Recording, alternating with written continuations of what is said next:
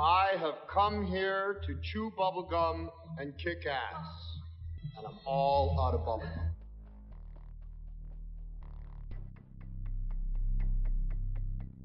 They Live is held in very high regard by conspiracists, especially if you're a movie buff like myself. This movie was, or is, The Matrix of the 80s, a film that portrays a sinister hidden reality most people can relate to because they know deep down that something in the world just isn't right. Though the movie often seems cheesy, it nonetheless conveys a strong message about the elite of the world and its utilization of mass media to keep the population under control. The star of the movie, Roddy Piper, was noted on Twitter saying, "They Live is a documentary." This was roughly 2 years before he died in 2015. Of course he was joking, at least a little bit, right? This movie is one of those rare subversive stories that forces viewers to question their world and their surroundings. Because, despite the fact that the movie is about ghoulish aliens, it communicates truths to the viewers that are only alluded to in mainstream movies. In fact, looking deeper into the storyline, one might realize that there's probably more science than fiction in this story. Are the aliens in the movie an imaginative way to portray the world's elite, those who secretly run the world, those that we call the Illuminati? Let's revisit this cult classic and see how it describes the hidden rule of the elite. Right from the beginning, as we see Nada walking around Los Angeles with his backpack, the movie sets a particular mood. Something is not quite right. There is a sense of impending doom in the air. Poverty is rampant, helicopters fly all around the city, and street preachers speak of soulless beings that rule the world. They have taken the hearts and minds of our leaders. They have recruited the rich and the powerful, and they have blinded us to the truth. Our human spirit is corrupted. Why do we worship greed? Because outside the limit of our sight, feeding off us, perched on top of us from birth to death, are our owners. Our owners, they have us, they control us, they are our masters. Wake up, they're all about you, all around you. Is the preacher's description of the masters applicable to the Illuminati? As we follow Nada's aimless drifting across the city, the camera often focuses on people gazing blankly at television screens, mindlessly absorbing the feeble messages it communicates. Regular Joes appear to truly enjoy their television shows, until an obscure organization hacks the airwaves to broadcast subversive messages about the hidden rulers of the world. Natural looking, easy to apply nails, pre-colored in 7 luscious hues. Just... Our impulses are being redirected. We are living in an artificially induced state of consciousness that resembles sleep. Oh, goddamn hacker, that second time tonight that asshole's cut in. The movement was begun 8 months ago by a small group of scientists who discovered, quite by accident, these signals being sent through... Things giving me a headache. Yeah, tell me about it. Us took the hackers months to figure out how to do this. The poor and the underclass are growing.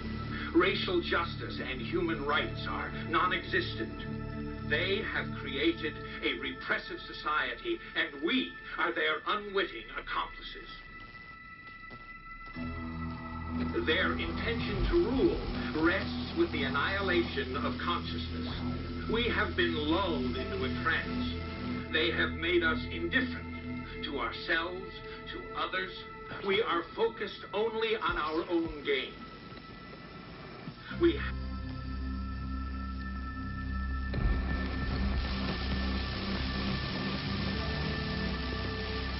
Please understand, they are safe as long as they are not discovered. That is their primary method of survival. Keep us asleep, keep us selfish, keep us sedated.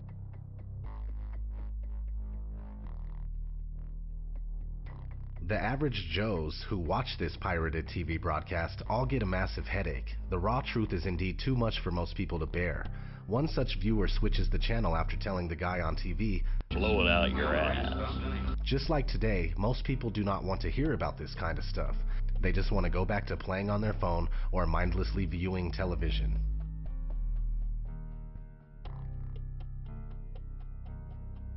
Nada realizes that the street preacher and the man on television are connected through a local church. When he sneaks into the church, he discovers that it's actually the headquarters of an underground organization. On a wall inside the church is written, "They live, we sleep," a phrase that describes the fundamental difference between the elite and the masses. Those in power know the truth about the world and possess the means and power to truly live. The rest of the population is sedated, dumbed down, and manipulated into a zombie-like state in order for it to be easily manageable. Nada learns that the rebellious organization is attempting to recruit people to take down the rulers. However, a few days later, Nada sees just what happens to those who plot against those in power. Helicopters, bulldozers, and police in full riot gear raid the place, destroy everything, and arrest the members of the underground organization. That is how the elite respond to contrary views. After witnessing the violent police shakedown, Nada begins to realize that something is wrong in America. The guy who believed in working hard and following the rules is starting to believe that something is completely out of place here. Determined to learn more, Nada re-enters the church and finds a few interesting things. First, "They live, we sleep" has been painted over. They don't want that message to be known. More importantly, Nada discovers a box full of sunglasses. While the sunglasses appear on the surface to be worthless, they actually provide Nada with the greatest gift of all, the truth. When he has the sunglasses on, Nada sees through the smoke and mirrors projected by advertisement and mass media. He only sees the core of their message and the only reason why they exist. No matter which magazine Nada flips open, he sees the same subliminal messages, which tells a lot about the true function of celebrity and fashion magazines. Despite the fact that they are all different, they all ultimately serve the same purpose, to reinforce messages from the elite to the masses. Nada also quickly understands the truth about money. It brings a whole new meaning to the phrase, "In God we trust." Nada's most shocking discovery concerns the people around him. Some people are not human. They are from another race that has infiltrated society. Nada realizes that they are everywhere and that they hold positions of power, like this politician giving a speech on television.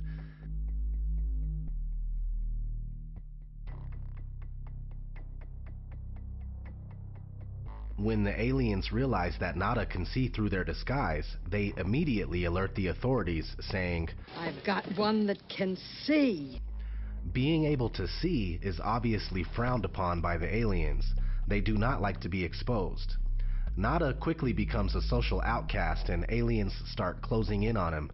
I don't like this one bit. Nada and everyone in the city are constantly monitored by flying surveillance cameras that are oddly similar to the new unmanned drones that are currently appearing around the world. Flying surveillance cameras were considered science fiction in 1988. They are now a reality. The concept of truth-seeing sunglasses is an interesting way to illustrate the importance of knowledge in one's worldview. Two people can be looking at the exact same thing, yet perceive two very different realities, depending on the level of information and awareness possessed by each person.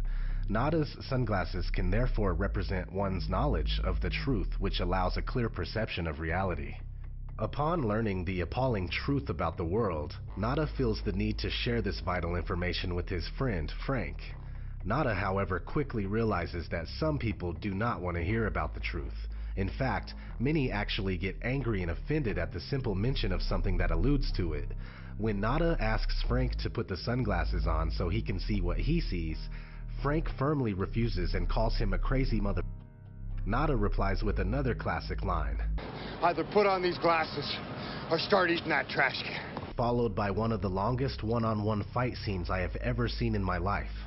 A scene that is dragged out for so long that it becomes utterly absurd and even comical. While the scene maybe appears ridiculous, it says something about the difficulty of making regular average people wake up from their blissful ignorance. Frank finally sees the truth. All it took was Nada to beat the crap out of him, sticking the sunglasses on his face against his will and forcing him to look around. Yes, convincing other people of the truth can be a hard task. The two bros are then invited to a secret meeting of the underground organization that is attempting to rid the Earth of aliens. During the meeting, Nada and Frank are given truth-seeing contact lenses.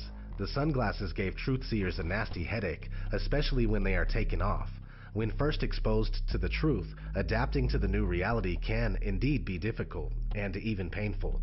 However, after a while, it becomes a seamless part of a person, a little like wearing contact lenses.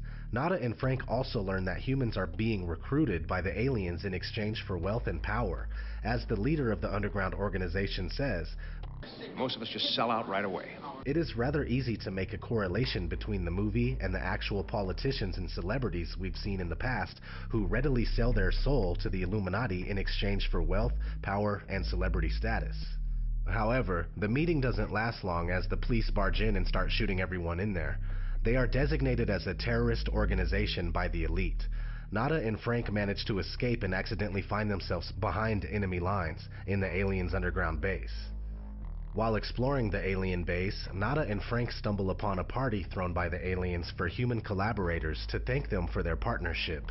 Although humans will never be considered equals to the aliens, those who sell out to them get monetary benefits, much like those who are not part of today's elite who nevertheless sell out to push the elite's New World Order agenda. Our projections show that by the year 2025, not only America, but the entire planet will be under the protection and the dominion of this power alliance. The gains have been substantial, both for ourselves and for you, the human power elite. Frank and Nada then discover the source of the aliens' brainwashing signals, a television studio. The aliens use the network to broadcast hypnotic and subliminal signals to humans, blinding them from the truth about their rulers and the world. This is hardly science fiction. The message that is communicated here is that mass media is the elite's favorite tool to indoctrinate the masses and keep them in servitude.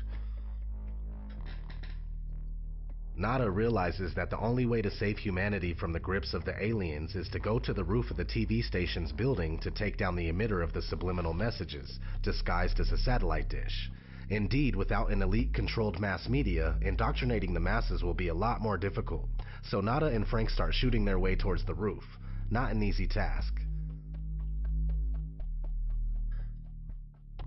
Nada met Holly Thompson, a Cable 54 network executive, at the beginning of his wild rampage. While this lady appeared to be nice at first, she tried to mislead, deceive, and even kill Nada during his quest. She ends up shooting his pal Frank in the head. She's the equivalent of a disinformation agent trying to stop any resistance to the established system. While Nada appears to be somewhat enamored with her, she always somehow brings trouble. During the terrorist organization meeting, Holly infiltrated the group posing as a sympathizer and claiming that Cable 54 was clean and not the source of the alien signal, which was false and misleading. Today, disinformation is widely used by the elite to confuse and mislead those who attempt to discover the truth about the world. While Nada rushes towards the roof of the network's building, Holly appears again, claiming that she wants to help him. However, she is simply trying to kill him before the mission is accomplished. She is therefore another human that sold out to the aliens, being used to disrupt non-corrupted humans attempting to liberate themselves and others. Nada manages to take down the alien transmitter and saves humanity, but he ends up being shot dead by a policeman in the process. Nada therefore becomes a quintessential hero, sacrificing his life for the greater good of humanity. Even though it cost his life, Nada visibly does not regret exposing the aliens to the world. With his last ounce of strength, Nada gives the aliens a unique parting gift.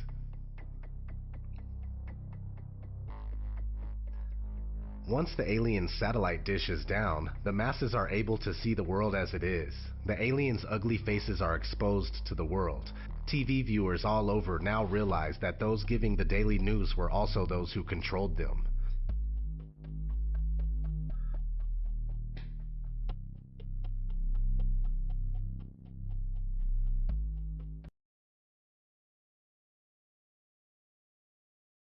They Live was a movie I made towards the end of the 80s, and I was reflecting on a lot of the values that I saw around me at the time, mainly inspired by Ronald Reagan's conservative revolution. There was a great deal of obsession with greed and making a lot of money, and some of the values that I grew up with had been pushed aside. So I decided to scream out in the middle of the night and make a statement about that. And They Live is partially a political statement. It's partially a tract on the world that we live in today. And as a matter of fact, right now, it's even more true than it was then. We are manipulated by a lot of media around us. We are consumed by consumerism. And as you can see, the recent events in this country, they are still among us. They do live, indeed. The 80s never ended. The Reagan Revolution never ended. Although there is now a pull towards the left. I admit that. The right is, in this country, the right is confused and lost. But they may win. They may win, and what they want to do is beyond Reagan. You know, they've moved so far to the right. And it's really unrestrained capitalism that I'm criticizing. I'm a capitalist. I love capitalism. I love making money. But unrestrained capitalism leads to depressions. It leads to the recession that we had. So the 80s never ended. They're still here. They're still on Earth exploiting us. We just need the glasses. No, we do. We do. More than ever. It seemed to me that They Live was needed a kind of working guy, non-middle class, blue-collar guy who's a working poor, who were real and are still real in this country. So I thought he had a quality about him. Not the personality that you see in the wrestling ring or in his interviews, not that over-the-top guy, but a different fella. But a little rough-hewn, you know. And it was terrific. He did a great job for me. And did he really come up with the line himself, I'm here to kick ass and chew bubblegum, and I'm all out of bubblegum? When we started working on the film together, he gave me several sheets of paper, and he said, these are things that I have said that I've made up for my wrestling interviews. They're lines that I've used. If I'm going to do an interview about some wrestler I'm going to meet on Saturday night, I'll say these lines. And some of them were not what I needed for the film, but that one, particular one, I thought, well, that's pretty great. You know, we can use this. It's way out of context here in a way, but it's fun. It's his, so he wrote it.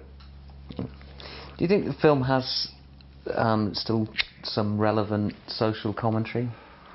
Oh, that's never ended. That's still with us. They Live is a documentary about what's going on now.